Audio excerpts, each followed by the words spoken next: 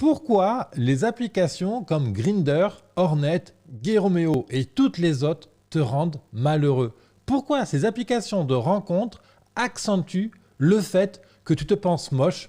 Pourquoi ça accentue ton manque de confiance?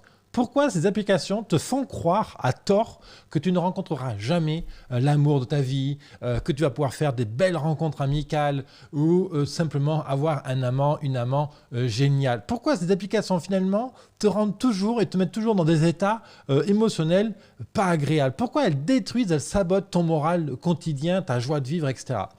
Dans cette émission, je vais aborder avec toi finalement les deux conséquences majeures que toutes ces applications de rencontre, quelles qu'elles soient, nous détruisent à petit feu et de manière insidieuse, invisible. Et ça, quelle que soit finalement notre orientation sexuelle, hein, que tu sois homo, bi, gay, hétéro, etc. Mais là, on va se concentrer dans notre domaine de la grande famille LGBT. On va voir ensemble aussi les 3 actions à faire là maintenant. Tu verras ces 3 actions toutes simples qui vont déjà permettre de limiter l'impact néfaste sur ton moral et donc sur ton bonheur. Et enfin, tu me connais, je vais te proposer une solution durable, une piste de réflexion vraiment pour t'aider à dépasser le phénomène rencontre des applications. Alors, encore une fois, on parle de Grindr, Hornet, Gay Romeo, Stuff, Gayvox, Blue, Zip, Anki, Tinder, Badoo, etc. Bref, ok? All fine! Alors, bienvenue à toi dans cette vidéo, homo heureux. Je suis Levesque David, neurothérapeute. Je suis spécialisé dans l'accompagnement des homosexuels. Et ma mission de vie, mon objectif à travers cette chaîne YouTube et tout mon travail, c'est d'aider chaque homosexuel, chaque membre de la grande famille LGBT à être heureux, épanoui et à pleinement pouvoir réaliser ses projets, que ce soit une carrière, que ce soit une entreprise, une asso, une contribution au monde. Peu importe quelles sont tes envies, etc. Mon objectif est d'accompagner dans cette démarche. Et justement, je te propose pour commencer ce guide gratuit offert que tu peux télécharger dès maintenant sur mon site web. Il s'agit de voilà, les 5 choses que tu peux faire maintenant pour rendre ta vie de gay heureux. Là, voilà, j'ai réuni dans ce guide les meilleurs conseils que je donne systématiquement et que tu vas pouvoir appliquer instantanément dans ta vie. Alors, bon, et tu sais, si je fais cette émission-là, c'est que je l'ai vécu moi-même. Donc, on est sur le téléphone tout le temps, là, et on attend la réponse. Voilà, on envoie des messages, on est triste, on est seul à la maison, on rentre du boulot. Ben voilà, on aimerait bien avoir quelqu'un avec qui partager la nuit, et puis même partager toutes les nuits, réussir à rencontrer un amour et tout. Alors du coup, on met les messages, et puis on est dans l'attente, il n'y a pas de réponse. Ou alors, il n'y a que quelques-uns qui répondent, et puis souvent, c'est pas des vraies réponses. Bref, c'est chiant, quoi. Ou alors, tu te prends des réponses qui sont pas gentilles, du genre, t'es moche, casse-toi, pauvre con. Pas mon style, non, t'es trop gros, t'es trop petit, je cherche ça, voilà. Ou alors, autre chose, boum, tu dis salut, ben, tu approches la personne et boum, elle te ramène avec une photo pas clean, quoi. Ou alors, la personne te font des demandes qui sont limite dans l'irrespect, dans l'agressivité, ce genre de choses. Bon, voilà. De temps en temps, bon, bah ouais, tu fais une rencontre sympa, voilà. Et donc là, tu dis, bon, ben c'est pour ça que tu continues sur les réseaux, parce que de temps en temps, justement, il y a une rencontre sympa qui se fait. En attendant, on se tape peut-être 99 réponses nulles ou vraiment mauvaises pour une rencontre sympa, quoi. Alors ça fait un peu con, quoi. Et puis, bien sûr, ces applications, j'y suis aussi sur Grindr, donc voilà, on partage le truc. Les arnaques, voilà, les gars qui viennent te voir, qui veulent t'arnaquer, qui te font croire. Alors tu te tapes un long discours, machin, et puis à la finale, ils te demandent des frics, quoi. Il dit, oh putain, là tu t'effondres, ouais, c'est fini, quoi. Oh. Et puis, il y a aussi une autre conséquence, un effet de bord des applications, c'est qu'on est addict au truc, quoi. On a envie d'y aller, Est-ce qu'il a répondu? Est-ce qu'ils ont répondu? Machin. On est dans l'attente, en fait. Et tout ça, finalement, tout ce contexte-là nous amène, en fait, dans un cercle négatif. C'est-à-dire que ça crée un ensemble de pensées, de langages, de questionnements négatifs dans sa tête. S'ils ne me répondent pas, peut-être c'est parce que je suis vraiment moche. Peut-être que si les gens en fait ne viennent pas me discuter avec moi, peut-être que je suis trop gros, peut-être que je suis trop mince, peut-être que je suis pas assez musclé, peut-être que je devrais me raser la barbe, peut-être que je devrais finalement changer de coiffure. Ah je suis pas à la mode, tu comprends, j'ai pas les vêtements qu'il faut et tout. Ah bah oui, mais je fais la campagne, c'est ringard la campagne. Ah, peut-être que je suis trop riche. Ah, peut-être que je suis trop pauvre. Ah, mais ouais, mais... Et donc, en fait, ça, c'est la première conséquence. Comme les gens ne répondent pas, etc., ça va renforcer toutes les croyances limitantes qui circulent en toi. Et donc, ça va vraiment alimenter un ensemble de langages toxiques. Mais alors, toxique, mais tu ne peux pas imaginer que si je te le servais dans une assiette devant toi, là, à midi, tu le mangerais même pas. Ok? Mais c'est tellement transparent, insidieux, imprimé dans notre comportement quotidien qu'on ne le voit même pas. Et c'est pour ça que je fais cette vidéo-là, parce que figure-toi, si je te le partageais, c'est vraiment une expérience vécue, que moi-même j'ai vécue. Donc je me dis déjà que je pense que je ne suis pas le seul à avoir vécu. Et après, quand on regarde un peu sur Internet, eh ben, c'est quand même le genre de propos qu'on a. Et il y en a des gens vraiment qui dépriment très gravement. Alors je ne sais pas si c'est ton cas, hein, voilà. Moi, mon souhait ici en faisant cette vidéo, c'est d'attirer ton attention là-dessus, que c'est pas parce que les gens ne te répondent pas que tu es moche. C'est tout simplement qu'ils ne te répondent pas. Point. Donc, première conséquence, c'est que ça renforce toutes tes croyances limitantes. On va voir ensemble justement comment on peut faire pour contrecarrer tout ça. La deuxième chose, c'est que ça renforce ton manque de confiance. Il y a les croyances, ce que tu crois sur toi, ce que tu perçois à propos de toi-même, comment tu perçois le monde, et il y a la confiance en soi. Voilà. Et là, ça amène de l'autodévalorisation. Ça renforce l'attente que tu as vis-à-vis du monde extérieur. Là, donc, tu postes plein de messages, les gens ne te répondent pas et tout. Et donc, tu es là à pousser le truc, à contacter un maximum de gens et tout. Et tu crées un terrain où tu es dans l'attente d'une nouvelle. Tu sais, en gros, quand tu as passé un examen, etc., tu es en attente de la réponse. Et tu étais impatient, tu es tout frétillant, la machin. Est-ce que j'ai réussi ou pas? Eh bien, c'est ça l'attente, en fait. C'est ça, ce sentiment d'attente. Et ce sentiment d'attente, il existe dans le positif comme le négatif. Comme par exemple, tu attends les examens d'une prise de sang et on attend quelque chose de potentiellement grave. Voilà. Et donc, là, tu as une attente négative. Eh bien, c'est ça. Les applications engendrent ce niveau d'attente, comme quand on est en manque de sa dose, sa cigarette, qu'on on est en attente d'un médicament, etc. Et ça, c'est ultra négatif. D'une part, pour le fonctionnement, l'équilibre du corps, parce qu'on génère un stress énorme. Et il faut savoir que pour 5 minutes de stress intense vécu, le corps a besoin de 5 heures derrière pour l'éliminer. C'est juste énorme, ça c'est un fait, un neuroscientifique. Donc c'est juste colossal. Si en plus tu ne fais pas de sport et que 5 minutes après cette attente-là, tu te disputes avec quelqu'un ou que tu es vraiment dans une tristesse profonde, alors là, le cocktail mélancolie, colère, tristesse, il est tellement énorme que tout s'amplifie en fait. Donc, c'est la deuxième conséquence de tout ça, c'est que ça nourrit donc cette auto-dévalorisation, ça augmente l'attente, du coup, ça renforce la colère, la tristesse, la mélancolie, toutes ces choses-là, et du coup, on devient omnibulé par notre solitude, par notre volonté de vivre en couple, si tel est ton désir. Certains, c'est juste passer une nuit sans lendemain, d'autres, c'est avoir un ou plusieurs amants, d'autres, c'est rencontrer le grand amour, vivre une vie ensemble, adopter des enfants ou avoir des enfants du moins, etc., etc. Voilà. Et donc en fait, moins les gens vont répondre, plus on va renforcer cette croyance-là, plus on va renforcer le manque de confiance et plus on va être omnibulé par cette solitude, etc. Donc c'est vraiment un putain de cocktail qu'il faut nous mettre aux chiottes. Okay, et ça, il n'y a pas 36 000 manières de travailler derrière ça. La première, c'est d'en prendre conscience. Prendre conscience de tous les effets de bord de ces applications-là. Donc, je n'ai rien contre l'application Grindr, Hornet, Gearmeo, etc. Il y a du bien et du moins bien dans tout. Évidemment, je suis très favorable à des rencontres en direct, de se séduire, se plaire, etc. Mais c'est vrai que des fois on est timide, des fois c'est compliqué, des fois on ne s'assume pas complètement, des fois on n'a pas envie de dire ouvertement qu'on est gay, ou on a peur d'aller dans un bar gay, et puis des fois on n'aime pas tout simplement les bars gays, parce que ça, tu n'aimes pas les gens qui y vont. Toi, tu veux juste rencontrer des gens, entre guillemets, au look normaux, hétéro, etc. On prend en discuter, il y a ça aussi, c'est des sujets qui sauvent des débats, mais d'ailleurs, dis-moi ce que tu en penses dans les commentaires, hein, qu'est-ce que tu penses de ces applications, etc. N'hésite pas à commenter tes expériences et tout, ça me servira pour faire des prochaines émissions.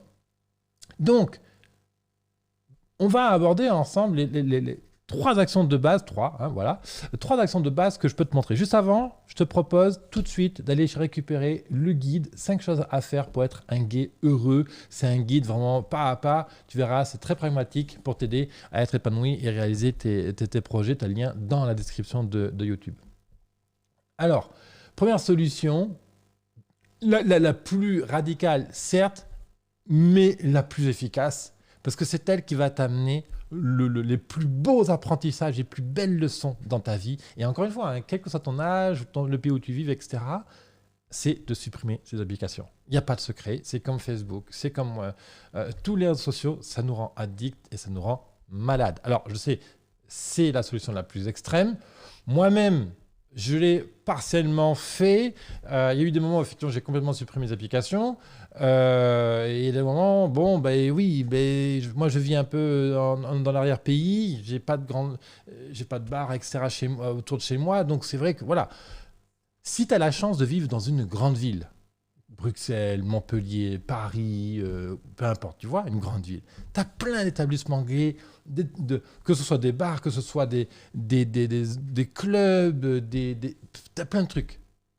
Donc, on supprime les applications et on se met en œuvre d'aller dans ces lieux-là, de rencontrer du monde, etc. Et ça, c'est les plus belles expériences, parce que du coup, c'est la plus belle des séductions, finalement, hein, c'est de rencontrer quelqu'un qui, au début, on ne sait pas qui l'homo, peut-être, tu vois, ou elle, hein, d'ailleurs, hein, et on tisse un lien. Et d'ailleurs, ça donnera en règle générale des histoires d'amour très solides. Pas toujours, il y a plein de facteurs évidemment, mais comme la relation a été faite sur un point humain, bah forcément, c'est une excellente base. Deuxième solution que je vais te proposer, c'est de ne garder qu'une ou 2 applications. Pas la peine d'être sur toutes les applications en même temps. De toute façon, de manière générale, on voit toujours les mêmes partout, c'est toujours le même profil. Alors évidemment, il y en a qui sont plus Gay Romeo, d'autres qui sont plus Hornet, d'autres qui sont plus Grindr. Fais ton choix. Je t'invite à en choisir 2, une ou 2, et à ne garder que ces 2 applications actives. Déjà, on va réduire en fait le nombre de messages négatifs que ton cerveau va recevoir. Et la troisième solution, celle-là par contre tout le monde peut la faire, elle est très facile à mettre en œuvre, c'est de planquer les icônes. C'est-à-dire que les icônes de tes applications de rencontre ne soient pas sur l'écran d'accueil de ton téléphone. C'est-à-dire qu'on va les supprimer l'écran d'accueil et on doit aller dans le menu pour atteindre l'application. Voilà. Et ça, c'est neuroscientifique, c'est-à-dire que le fait de ne pas voir les applications chaque fois que tu allumes ton téléphone, chaque fois qu'on t'appelle, que tu reçois un snap, que tu vas sur Facebook, que tu checkes tes messages, tes emails, peu importe, tu ne vas pas voir les applications. Donc, en fait, on ne va pas rappeler au cerveau d'aller consulter les applications. Et ça a un impact, c'est insidieux, c'est vraiment très fin comme truc. Et vraiment, je t'invite à tester une semaine, d'être sceptique, curieux, et tu verras que ça va vraiment... déjà, tu vas aller moins souvent sur les applications. Et du coup, comme tu vas moins souvent, eh bien, on va descendre le stress que ces applications peuvent éventuellement générer chez toi.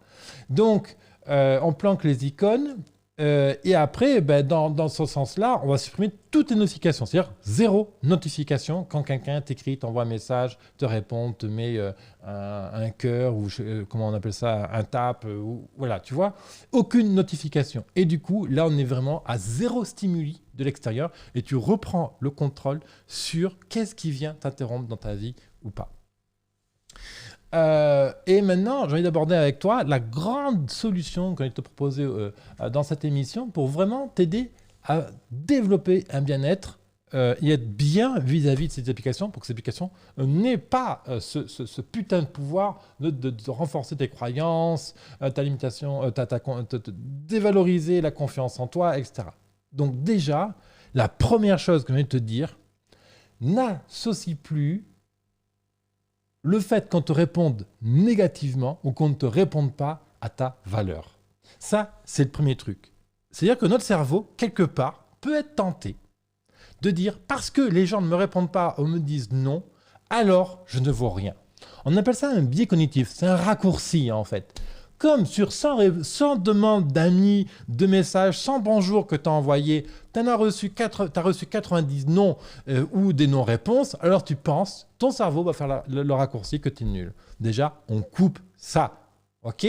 C'est pas parce que les gens ne te répondent pas que tu ne vaux rien.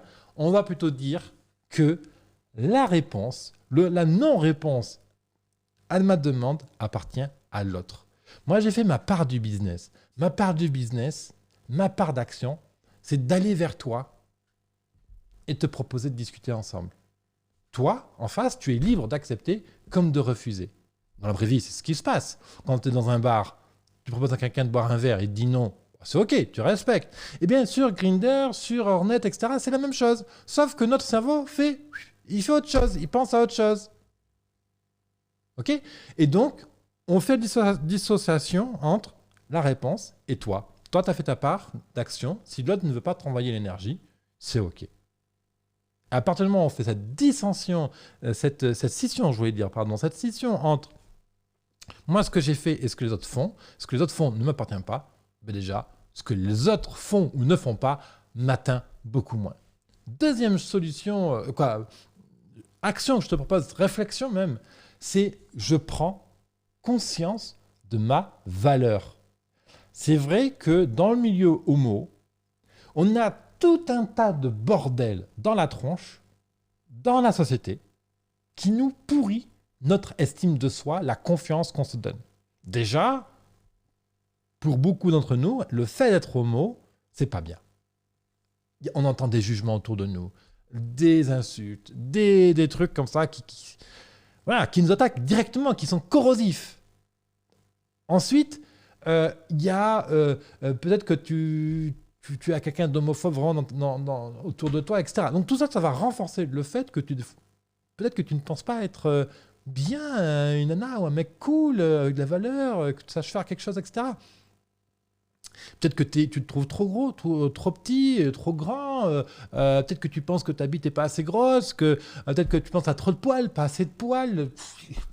Que tu n'es pas à la mode, que tu n'es pas dans la vibes du moment, que tu ne connais pas assez bien les télévisions, ce qui se passe en ce moment à la télévision. Tous ces trucs-là. Tout ça, c'est du langage négatif, en fait. Ça te pourrit la vie, en fait. Et donc, du coup, le fait de recevoir plein de messages négatifs ou des non-réponses sur Grindr, etc., renforce ces putains de croyances, bordel. Et donc, je prends conscience de ma valeur. Et là, la meilleure chose que je puisse te donner, là, maintenant, pour aller dans ce sens-là, quand tu parles à tes amis, ils t'écoutent. Quand tu parles à tes collègues de travail, à tes amis, à ta famille, ces gens-là, ils t'écoutent. Ils accordent de l'attention à toi, on est d'accord? Ils te posent des questions. Parfois, ils approuvent tes pensées. Peut-être parfois, ils vont argumenter. Peut-être que des fois, ils vont dire « Non, je ne suis pas d'accord, là, tu te trompes et tout. » Mais ils vont considérer ton point de vue, on est d'accord? Ça, c'est la meilleure preuve que je peux te donner là, maintenant, que tu as de la valeur. OK? Les gens t'écoutent. Parce que les gens t'écoutent, tu as de la valeur. Et l'avant-dernier point que je vais te donner dans cette vidéo, c'est, je t'invite à prendre un papier et un crayon et à lister tout ce que tu as réussi à faire dans ta vie. Même les choses les plus insignifiantes. Par exemple, la première fois que tu as fait une tarte aux fraises, imaginons que tu étais super content. Note, j'ai réussi à faire une tarte aux fraises. J'ai dit bonjour à mamie ce matin, ça me rend super content. J'ai réussi mon bac. J'ai réussi à obtenir la promotion dans mon taf. Marque-moi sur un papier. C'est vrai que ça peut paraître un peu scolaire, un peu bizarre, un peu léger le truc, peut-être psychothérapie de trottoir, j'en sais rien comment tu reçois le truc, ok?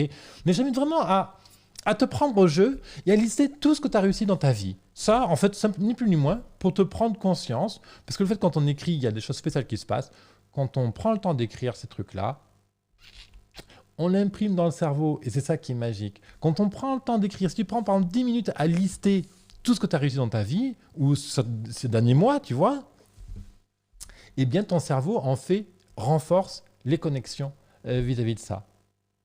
Et donc, le fait de passer du temps à ça, ton cerveau le considère davantage. Au détriment, bien sûr, des messages négatifs. Comme je considère davantage tout ce que j'ai fait, il y a moins de place pour tout ce que les autres ne font pas et ne répondent pas, les méchants. Ouh! Donc, dernier point que je voulais te donner. Tu sais, la vie, elle est faite pour être en joie.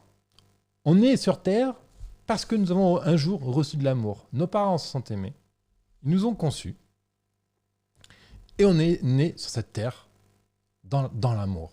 Alors, ça peut être un peu bizarre ce que je veux te dire, même, je suis obligé de dire le mot, ok? Même si tu es né d'un viol ou quelque chose de grave comme ça. Ta maman a choisi de te garder. Et le fait que ta maman ait choisi de te garder et qu'elle ait mené à bout, à terme, ta grossesse, ta propre conception, c'est parce qu'elle a eu ce geste d'amour. Même si par la suite tu as eu une enfance peut-être compliquée et tout, peu importe, je passe vraiment sur le fait que tu viens de l'amour. D'accord ? Et de l'amour, c'est quoi ? C'est de la joie. Et le meilleur moyen de ne pas se laisser empoisonner par le fait que les autres ne te répondent pas, ne donnent pas suite à tes messages sur Grindr ou dans la vraie vie, etc., eh bien, c'est d'être dans la joie. Peu importe le contexte extérieur, confinement, pas confinement, chéri ou pas chéri, bon job ou pas bon job, équipe de merde au travail ou pas, les parents qui te supportent ou pas, pas heureux dans ta vie avec ton chéri, etc. Peu importe. La clé, c'est de rester en joie. Évidemment, c'est pas toujours simple. Se rappeler qu'on vient de l'amour, rester en joie. Et le premier truc pour ça, c'est simplement de prendre conscience. Qu'est-ce qui te fait kiffer ? Yes, qu'est-ce qui te fait kiffer ? Ben oui, qu'est-ce qui te fait kiffer ? Moi, ce qui me fait kiffer, ce que j'adore, toi, c'est faire cette vidéo et te causer là maintenant et te donner des points. Ce sera utile, pas utile, je sais pas, tu feras ton tri. Mais moi, ce qui me fait kiffer, c'est d'accompagner des gens dans leur vie. Ce qui me fait kiffer, c'est de cuisiner. Je cuisine avec des épices entre l'Inde, la Thaïlande, l'Asie, etc. Ce qui me fait kiffer, c'est faire des repas à la maison avec des amis, etc. Voilà. Et fais-en la liste. Fais la liste de tout ce qui te fait kiffer, même les trucs les plus insignifiants. Si ça te fait kiffer de prendre une barquette de fraises et d'aller de la manger dans ton lit, j'adore manger des fraises dans mon lit. On n'est pas là, c'est une liste entre toi et toi, personne ne va venir la voir, personne ne va te juger par rapport à ça. Le seul ici qui peut te juger sur ton bonheur, sur ta joie, ton amour, c'est toi. Donc, liste toutes les choses que tu aimes faire.